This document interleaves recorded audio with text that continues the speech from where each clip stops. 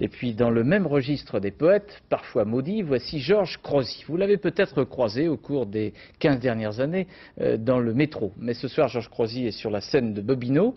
Il s'est offert la salle avec ses économies comme un défi, comme un plaisir, en espérant enfin un large public attentif.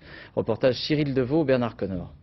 À la fin du XXe siècle, il y avait dans le métro une forte recrudescence de musiciens et de clodos.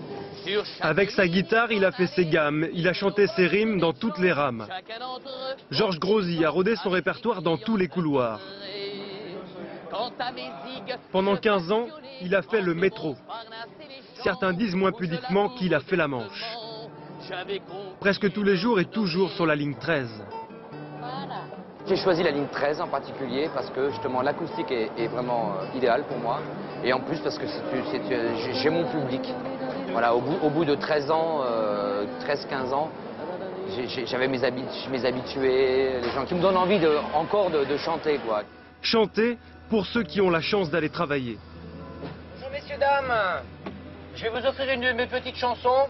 Moi, mes chansons métrogéniques, quoi qu'en disaient les asphaltiques, étaient à but non compassif. Je tenais là mon leitmotiv, avec ma guitare en bandoulière. Textes et musiques ont été composés à l'ombre de Georges Brassens et de Jacques Brel. J'ai deux façons de me définir. Je chante un peu le désespoir en érection, c'est une métaphore que j'aime bien, ou bien l'espoir sous perfusion, mais sinon je préfère pamphléter.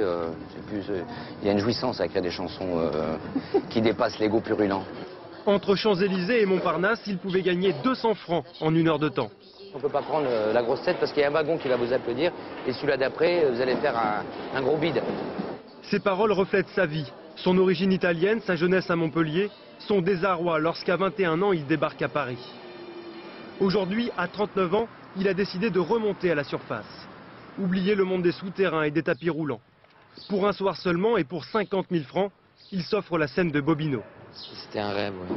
Mais je crois que tous les gens qui écrivent et qui composent, qui chantent, ont envie de chanter dans une grande salle, quoi. Pour un tout petit peu de reconnaissance, quoi.